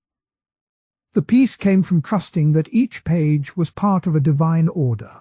Camus' own words echo these ideas. He wrote, the struggle itself toward the heights is enough to fill a man's heart.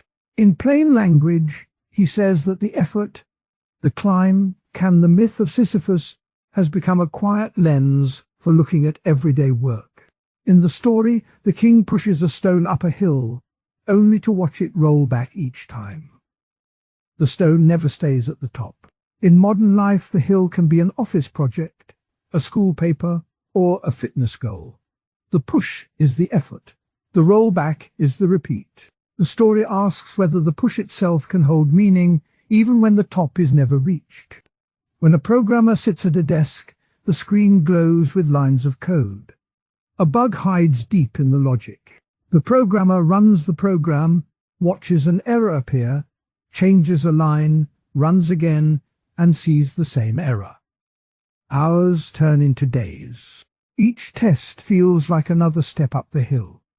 The code is the stone, the compiler is the hill, and the endless loop of fixing feels like a modern Sisyphus. The programmer may feel frustration, but also a quiet focus that steadies the mind. In this rhythm, a small joy can appear, a moment when the code finally runs. That flash of success is the brief glimpse of the top before the stone rolls again. A runner training for a marathon faces a similar pattern. The runner wakes early, laces shoes, and hits the road. Each mile adds a small distance. Each week adds a longer run. The body aches, the mind doubts, the calendar repeats. After weeks, the runner reaches the 20-mile mark, only to find the finish line still far ahead. The runner's legs are the stone, the hill is the training plan, and each run is a push. When the runner finally crosses the marathon line, the effort is still felt in every step taken before. The joy of finishing is a reminder that the push itself can hold value, even when the hill seems endless. The idea that the push matters echoes what Albert Camus wrote. He said, "One must imagine Sisyphus happy." The quote invites the listener to picture the king smiling while he works. Camus meant that happiness can be found in the act of striving, not just in the result. In the earlier part of the video, rebellion was described as the refusal to accept a meaningless task. The runner rebels against the idea that the body cannot improve. The programmer rebels against the notion that a bug is unsolvable. Both acts of rebellion turn the repetitive work into a personal statement. Joy also appears in the small moments of progress. When a bug finally disappears, the programmer feels a quiet grin. When a runner feels the breath settle into a steady rhythm, a calm pleasure spreads. The earlier discussion on joy highlighted that joy is not a fireworks display, but a gentle glow that stays with the worker. The glow can keep the stone moving, even when the hill seems too steep. History shows that the myth has been used to understand labor long before computers and marathons. During the Industrial Revolution, factories filled cities with rows of machines. Workers stood at looms, each thread pulled in a steady beat. The loom's shuttle moved back and forth, making the same pattern day after day. The workers often felt like they were pushing a stone that never stayed up. The repetitive motion was called the factory rhythm. Yet some workers found pride in mastering the rhythm. They sang songs that matched the beat of the machines. The songs turned the endless work into a shared ritual, a small rebellion against the grind. The rise of remote learning in the 21st century adds another layer. Students log into a screen, open a digital textbook, and type essays in quiet rooms. The same assignments appear each semester, each one a new version of the same task. The feeling of climbing a hill repeats as the student drafts, revises, and submits. Some students feel the work is a pointless repeat, a modern stone. Others find purpose in the act of learning itself.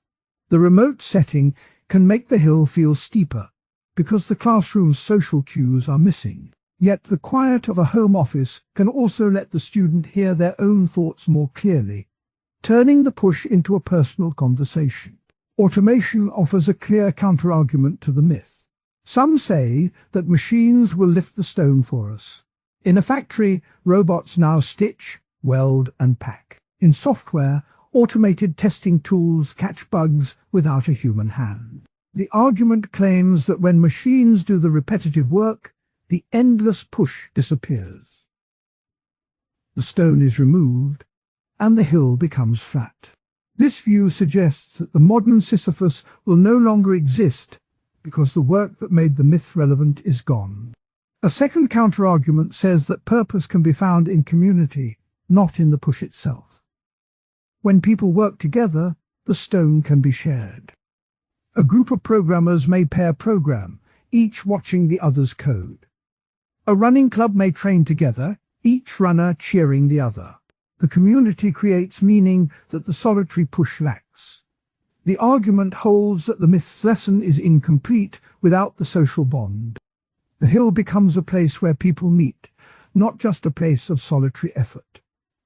Both counterarguments have merit, but they also miss a part of the story. Even when a robot lifts a heavy load, a human must design, monitor, and fix the robot. The design work is still a push, just on a different hill. When a community shares a task, each member still faces their own stone. The community can soften the blow, but it does not erase the effort. The myth still speaks to the personal feeling of repetition, even when the larger system changes. The modern workplace often blends the two ideas. A programmer may use an automated test suite, but still must interpret the results and decide how to fix the code. A runner may join a club, yet still runs alone on early mornings. The blend shows that the stone can be lighter, but the act of pushing remains. The blend also shows how rebellion and joy can coexist with tools and community. The rebellion is still the choice to keep trying. The joy is still the quiet smile when a line finally works or a mile finally feels easy. A useful analogy comes from gardening. A gardener plants a seed, waters it, and watches it grow. The seed pushes up through soil, only to face weather that may push it back. The gardener repeats the care each season. The seed is the stone, the soil is the hill, the gardener's work is the push. Even when a storm flattens the sprout, the gardener's routine continues. The gardener finds meaning in the act of tending, not just in the harvest. The myth of Sisyphus works the same way for modern tasks. Another analogy comes from playing a musical instrument. A student learns a piece, practices the same scales over and over, hears mistakes, corrects them, and repeats. The scales feel like a stone that never stays in place. Yet the student may feel a quiet pleasure when the fingers finally move smoothly. The practice itself becomes a kind of meditation. The musician's rebellion is the decision to keep practicing despite the monotony. The joy is the moment a phrase sounds right. The same pattern appears in code and in running. A quote from the ancient poet Hesiod adds depth. He wrote, "Will the gods punish the proud?"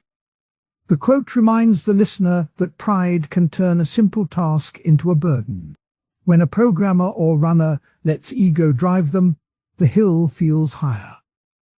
When humility guides the effort, the push feels lighter. The quote ties the myth to a moral lesson that still works today. In the classroom, a teacher once told a student, "Your work is the rock, but your mind is the hill."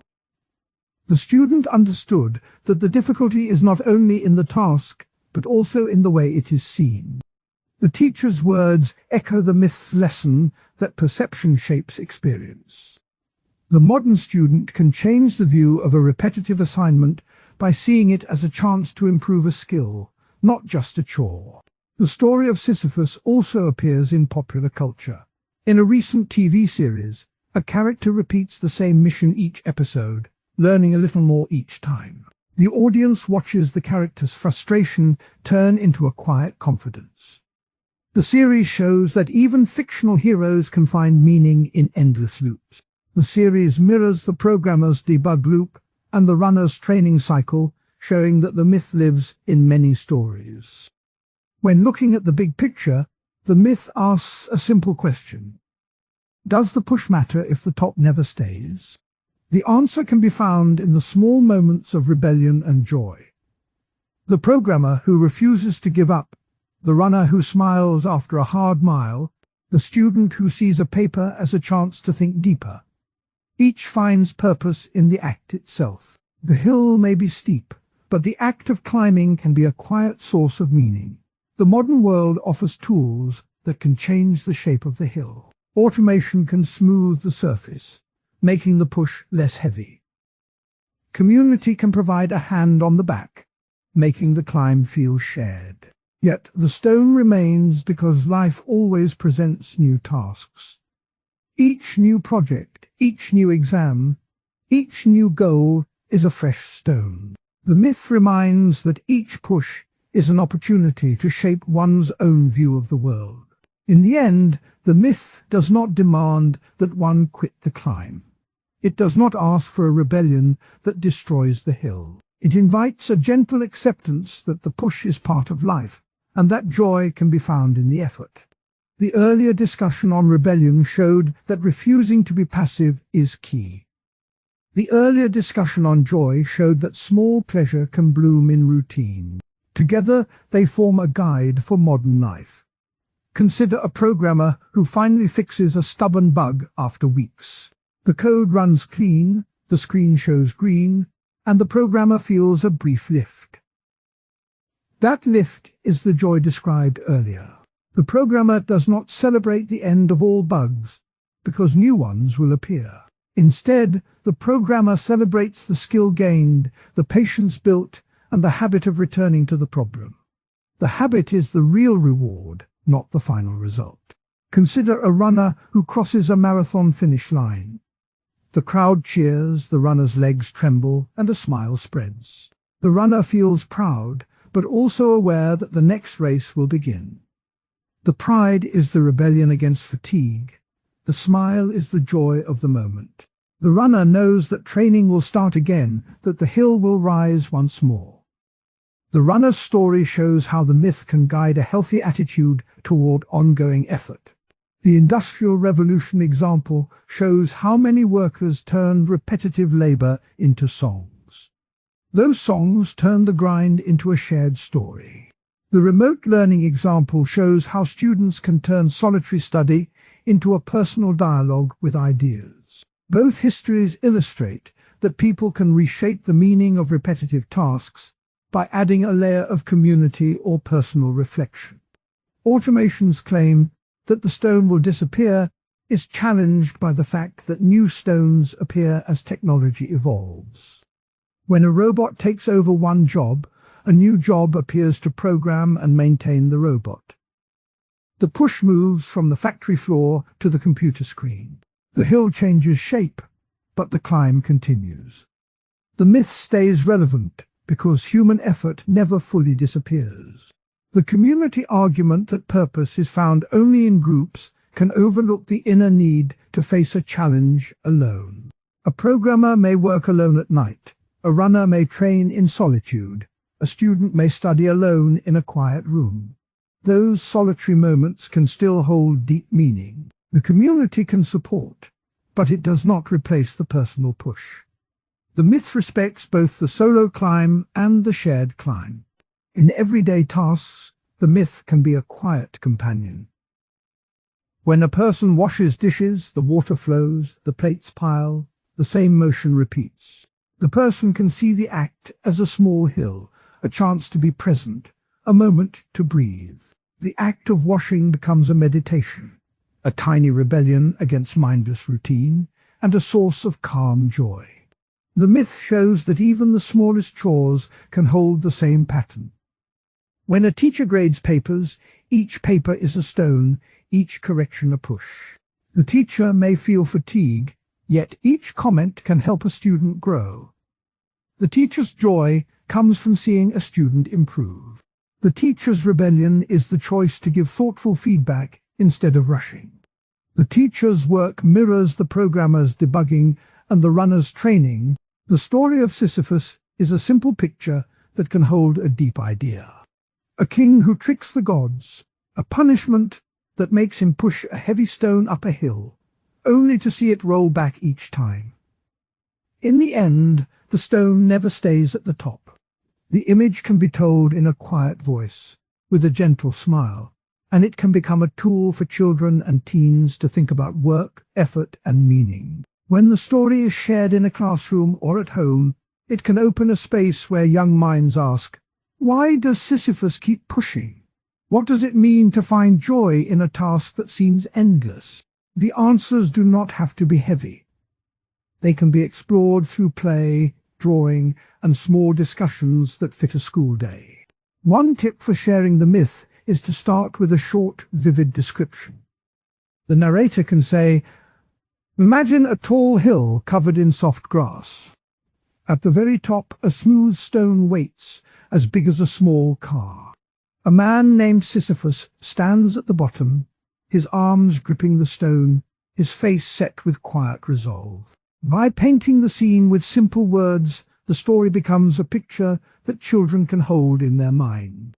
After the picture, the teacher can pause and ask, what would you feel if you had to push that stone every day? This question invites personal reflection without forcing any single answer. A second tip is to connect the myth to everyday life. The teacher can point out that many tasks feel like the hill. Doing homework, cleaning a room, practicing a sport, each of these can feel like a stone that rolls back. The key is to show that the story is not about punishment alone, but about the way people give purpose to their work. By linking the ancient tale to a modern routine, the myth becomes a mirror that reflects the student's own experiences. The first activity is a drawing exercise. Children receive a sheet of paper and 2 crayons, one dark and one bright. They are asked to draw the hill and the stone. The teacher can suggest they add details that matter to them: a tree, a bird, a sun, or a cloud. While they draw, the teacher can walk around and ask gentle questions. Where does the stone sit in your picture? What color is the sky when Sisyphus pushes? The act of drawing lets the child put a personal stamp on the story. It also creates a visual cue that can be returned to later when the class talks about meaning. The second activity is a role play with a heavy book. The teacher brings a large, thick volume, perhaps a dictionary or a textbook. The class is divided into small groups. Each group picks one person to be Sisyphus, one to be the hill, and the rest to be the crowd that watches. The Sisyphus figure lifts the book, places it on a small step, and pushes it forward. When the book reaches the top of the step, it is gently tipped back down. The group repeats the motion a few times. After the play, the teacher leads a short talk. What did it feel like to push the book? Did you notice any changes in how you felt after each try? This physical activity turns an abstract idea into a body memory. The heavy book stands in for the stone, and the hill can be a low bench or a stack of cushions. The simple motion helps teens feel the rhythm of effort and return. When the activities are finished, the teacher can bring in a short quote from the ancient poet who first told the tale. A line from the early Greek poet can be rendered in plain English: "The gods love to punish the proud." The teacher can explain that the quote shows why Sisyphus was chosen for the punishment. Then a modern voice can be added. Albert Camus, a writer who thought a lot about the myth, said, "One must imagine Sisyphus happy." The teacher can pause and let the words sink in. The two quotes sit side by side, one ancient, one modern, and both point to a question. Can a hard task become a source of happiness? A historical anecdote from the 19th century shows how myths have been used to teach values. In 1847, a teacher named Johann Friedrich Oberlin worked in a small village school in the French Alps. He believed that stories could shape character. Oberlin would tell his pupils the tale of Sisyphus after a long day of farming chores. He told them that the stone was like the plough, and that the farmer who kept turning the soil was doing a noble work, even if the field seemed endless. The children began to see their chores as part of a larger purpose. Oberlin wrote in his diary, "When the boy sees the stone, he learns that effort itself is a gift, not a curse." The anecdote shows that a teacher can turn a myth into a moral lesson without preaching. A modern classroom project offers a fresh example. In 2021, a middle school in Portland, Oregon, started a unit called Myths in Motion. The teacher asked each student to pick a myth and create a short video that showed the myth in a present-day setting. One student chose the story of Sisyphus. He filmed himself pushing a grocery cart up a steep ramp in the school parking lot, then letting it roll back. He added a voiceover that said, "Every day I bring the cart back, but I also bring the groceries home." The video was shown to the class, and the discussion focused on how the act of carrying groceries can feel repetitive, yet also meaningful. The project showed that myths can live in a smartphone video, and that teens can own the story by placing it in their own world. Even with careful planning, two common concerns may arise. The first counterpoint is that the story can seem too bleak for young listeners. The image of a stone that never stays at the top can feel hopeless.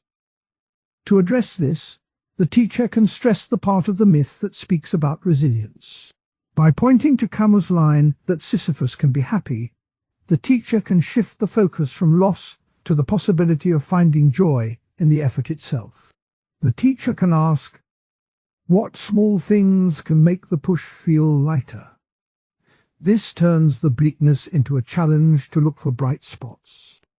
The second counterpoint is that some may think the myth encourages laziness, as if the stone will always roll back no matter how hard one works. The teacher can clarify that the myth does not say the push is useless. Instead, it says the push is endless, but the act of pushing can still hold meaning. The teacher can give an example. A student who studies a subject every day may not see a perfect grade right away, but each study session builds skill. The teacher can say, "Move the stone may roll, but the muscles grow." By framing the story as a lesson about persistence rather than futility, the myth stays useful. When the lesson ends, the teacher can bring the discussion back to the original picture of the hill and the stone. The teacher can say, "The story of Sisyphus is not just about a punishment. It is about a person who keeps moving, who finds a rhythm, who can smile while he works." The final thought can be a gentle reminder that meaning does not have to come from a final victory. It can come from the steady breath taken while pushing, from the small smile that appears when the stone is lifted a little higher. In this way, the myth becomes a tool for children and teens to think about their own hills. The teacher can close with a short activity that ties the whole lesson together. Each student writes a single sentence on a sticky note about a personal hill they face. The notes are placed on a wall that looks like a hill drawn on a board. The class can step back and see a line of many small stones, each one a story. The visual shows that many people share the same kind of push, and that each push matters. The wall becomes a shared landscape of effort and meaning. By using simple language, clear pictures, and hands-on activities, the myth of Sisyphus can become a gentle guide for young minds. It can help them see that work, even when it feels endless, can hold a quiet purpose. It can also show them that a story from ancient Greece can live in a classroom today, in a drawing, in a role of play, in a video, and in a wall of sticky notes. The myth can be a bridge that links the past to the present, and that invites each child to find their own reason to keep pushing. The teacher, the parent, the storyteller, all can use the story as a calm, steady lantern that lights the path up the hill. The lantern does not promise that the stone will stay at the top, but it promises that the push can be shared, can be understood, and can be felt as a small, bright moment in a long day. The story of Sisyphus is not just a myth about a stone and a hill. It is a story about how a person can find calm in a task that feels endless. The lesson that follows is about balance. It is about setting small goals, seeing the effort as a win, and taking a moment to look back and see what has been done. In this part of the video, the narrator will walk the listener through everyday habits that grow from that lesson. The habits are simple. They can be tried by anyone who wants a steadier life. First, the habit of setting tiny goals. The myth shows a giant rock that must be rolled up a slope again and again. The rock is heavy, but the hill is not. Each step up the slope is a small step. The same idea works for daily life. A person can break a big task into little parts. When each part is finished, the mind feels a small lift. The lift is like a tiny win. The mind learns to notice the lift. Over time, the lift adds up. Second, the habit of celebrating effort. The myth does not give Sisyphus a reward. He does not get a crown. He does get a chance to see his own strength. In real life, a person can mark each effort with a note, a smile, a small cheer. The act of marking makes the effort visible. It turns invisible work into something that can be counted. The counting builds a sense of progress. The counting does not have to be fancy. It can be a simple tick on a paper, a check mark on a phone app, or a quiet word of thanks. Third, the habit of pausing to reflect. The stone rolls, the mind runs. A pause lets the mind step back and see the path. The pause can be a breath, a short walk, a moment of silence. In that pause, the person can ask, what has been done? What feels good? What feels heavy? The pause does not have to be long. Even 10 seconds can be enough. The pause is a chance to see the pattern of effort and to decide if the pattern still feels right. To make the ideas clear, Two everyday examples are offered. The first example is a parent who reads a bedtime story each night. The parent decides to treat each story as a win. After the child falls asleep, the parent writes the date and the title of the story on a small notebook. The notebook slowly fills with entries. After a week, the parent sees a line of wins. The line feels like a small hill that has been climbed. The parent feels less rushed. The parent also feels a quiet pride in the habit. The habit does not change the story itself, but it changes how the parent sees the nightly routine. The second example is an artist who sketches a small picture each day. The artist keeps a sketchbook that is open to a fresh page each morning. When the pencil moves, the artist marks the page with a tiny star. At the end of the month, the sketchbook is a field of stars. The stars remind the artist that each day a line was drawn. The artist does not judge each sketch as perfect or flawed. The artist simply notes that the work was done. The habit builds a rhythm. The rhythm makes the studio feel calm, even when the sketches are rough. Both examples show the same pattern. A small goal is set. The effort is marked.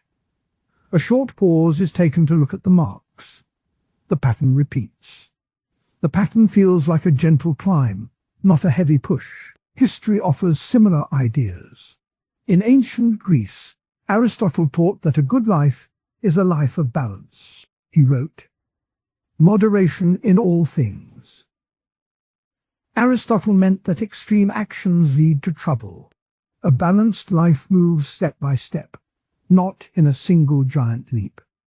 He also said that happiness comes from doing things well, one at a time. This ancient view matches the habit of small goals. It also matches the habit of celebrating effort, because each well-done act is a step toward a balanced life. Another ancient thinker, the Stoic philosopher Seneca, wrote about the value of routine. He said, "It is not that we have a short time to live, but that we waste much of it." Seneca urged people to use each day as a chance to practice virtue. He suggested that a daily practice, like a morning reflection, can keep the mind steady. This advice fits the pause habit. A short pause each day can stop the mind from wandering into worry.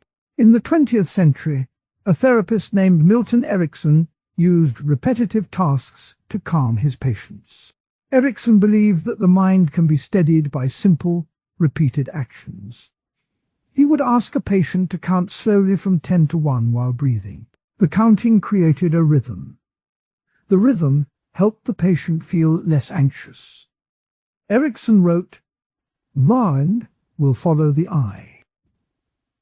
By giving the eye a steady pattern, the mind follows and relaxes. This therapeutic technique mirrors the habit of pausing to reflect. The pause creates a simple pattern that the mind can follow. Another modern voice, the psychologist Viktor Frankl, taught that meaning can be found in everyday tasks. He wrote, "When we are no longer able to change a situation, we are challenged to change ourselves." Frankl often spoke about the power of small daily rituals. He described how a prisoner could keep a sense of purpose by folding a blanket the same way each night. The folding was a repetitive task, but it gave a feeling of order. The order helped the mind stay calm. Frankl's idea supports the habit of marking effort. The mark is a small ritual that gives order to a day. These historical notes show that the idea of balance is not new. It has been spoken about for thousands of years. The myth of Sisyphus adds a modern flavor. It shows a person who cannot stop the stone, but who can change how he looks at the stone. The habit of small goals, the habit of marking effort, and the habit of pausing to reflect are ways to change the view of a task. The task stays the same, but the mind sees it differently. Of course, there are counter-arguments. Some people say that routine can become numb. When a habit repeats too often, the mind may stop feeling anything at all. The win may feel empty. The tick on the paper may lose its sparkle. This worry is real. It is why the habits need gentle variation. The habit of small goals can be tweaked. A parent might try a new story once a week. An artist might try a new medium after 10 sketches. The variation keeps the habit fresh. The habit of marking effort can be changed too. Instead of a tick, a person could draw a tiny smile or use a colored pen. The change keeps the mind alert. A second counter-argument is that constant reflection can feel tiring. If a person stops to look at every small win, the mind may feel crowded. The pause can become a chore. This feeling can happen when the pause is forced instead of natural. The key is to keep the pause short and gentle. A breath, a sip of water, a glance at the notebook can be enough. The pause does not have to become a long meditation unless the person wants it to. The habit works best when it feels like a soft break, not a heavy demand. The narrator now ties these ideas back to earlier parts of the series. Earlier, the story of Sisyphus was described as a symbol of absurdity. The absurd is the clash between a desire for meaning and a world that offers no clear answer. In that clash, Camus said, the struggle itself toward the heights is enough to fill a heart. The present habits turn the struggle into something that can be felt. By setting small goals, the struggle becomes a series of steps. By marking effort, the struggle becomes visible. By pausing, the struggle becomes a moment of calm. The habits give the absurd a shape that can be held. Earlier, the myth was also linked to the idea of rebellion. The rebellion is the choice to keep pushing the stone, even if it will roll down again. The everyday habits are a quiet rebellion. They say, even if the day feels long, the mind will keep moving. The rebellion does not need a loud shout. It can be a quiet note in a notebook, a tiny star in a sketchbook, a breath taken between tasks. The rebellion is personal. It does not need approval from anyone else. The practical part of the lesson is now clear. To try the habits, a person can start with 3 steps. First, pick one small task for the day. It can be as simple as washing a dish, writing a sentence, or walking to the mailbox. Second, after the task, make a mark. Use a pen, a check, a smiley face, anything that feels right. Third, take a short pause. Breathe, look at the mark, and note how it feels. Do this each day for a week. At the end of the week, look at the collection of marks. The collection will show a pattern. The pattern will show progress, even if the tasks were tiny. If the habit feels too easy, the person can add a small twist. The parent can add a new bedtime story every Friday. The artist can add a new color after 10 sketches. The twist keeps the habit from becoming numb. If the pause feels too long, the person can set a timer for 10 seconds. The timer helps keep the pause brief. The timer also turns the pause into a small game. The game keeps the mind engaged. The story of Sisyphus also reminds that the stone will always roll back. In life, setbacks happen. A day may end without any win. A night may pass without a story. A sketch may be missed. The habit does not disappear because of a missed day.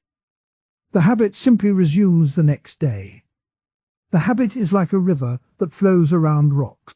It does not stop when it meets an obstacle. It simply moves around it. The ancient philosophers would agree. Aristotle said that virtue is a habit formed by repeated action. Seneca said that each day is a chance to practice. The modern therapist would add that a simple rhythm can calm the nervous system. The rhythm can be a count, a breath, a mark. The rhythm can be a habit that steadies the mind. In summary, the everyday practices inspired by the myth are threefold. Set a tiny goal. Mark the effort. Pause to reflect. The practices turn a feeling of endless labor into a series of small, visible steps. The practices give a sense of balance. The practices keep the mind from feeling numb by allowing gentle changes.